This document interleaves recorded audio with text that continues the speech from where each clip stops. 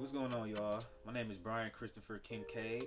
I'm here at the beautiful Chateau Hough Vineyard and Winery, and today I'm going to be walking you through a simple winemaking process. So normally we'll use these stainless steel tanks you see behind me, but today I'm going to be using an at-home winemaking kit, and I'm going to start everything right here in this bucket. But first, we have to sanitize everything. So sodium metabisulfite is a chemical we're going to use to sanitize all of the supplies and utensils that we're going to use. The thing about winemaking is that it's chemistry, and it's very sensitive to anything that comes in contact with wine. So we want to make sure everything is sanitized first. So I'm going to start by putting 50 milliliters inside of the bucket. I'm going to fill it up halfway with warm water.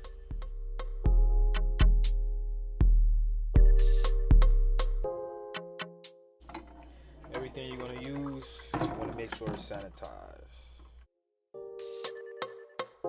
So now that everything is sanitized, we can now begin our process here in this bucket. Okay, so today we're going to be making a Cabernet Sauvignon. We're going to fill it up with about a liter of warm tap water. Then we're going to add bentonite. So we're going to add about 30 grams of this bentonite. Bentonite is used as a clearing agent. Kind of looks like cement. Got a real clay-like texture. I'm just going to mix that in. You want to get it to break up as fine as possible. It might lump up a little bit, that's okay. So now that you got this nice and mixed in, you can go ahead and add the grape juice.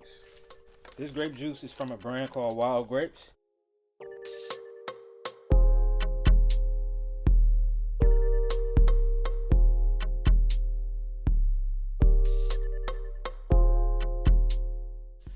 So next we're going to fill it up to the 6-gallon mark, which is about right here.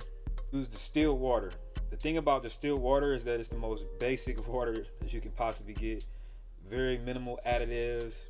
It's going to be the very solid base for anything you do in chemistry, whether it's wine or any other potion you're cooking up. Bam, bet. Now that we got it filled up to about that 6-gallon mark, we're going to give it a nice little stir. Right now it smells just like the juice you used to drink out the juice boxes as a kid. And about 4 or 5 weeks is going to be a dog juice.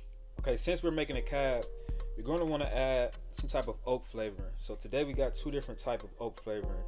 We have premium oak and we have toasted oak. So we're just going to add this right into our must. Put that right on top.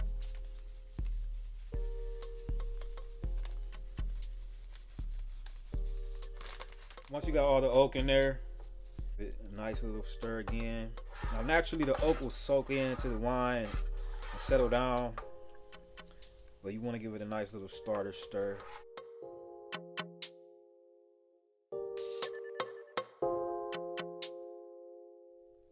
I'm going to put about a cup of it in this measuring cup here. So after letting the yeast hydrate for about 10 minutes, we're then going to add it back to our must. Remember, you want to make sure you're using all sanitized objects.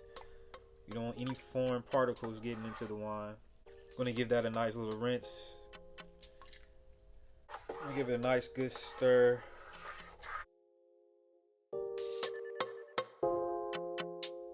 So shout out to day 1 of our winemaking process. We got everything right here in this bucket. So we're going to let this here sit for about a week. We're going to monitor it. Make sure everything is happening how it's supposed to happen. Keep our measurements up to date. So thank you for watching. This was day 1 of my winemaking process. I'm going to catch y'all up in about a week for our next few steps. Thank you.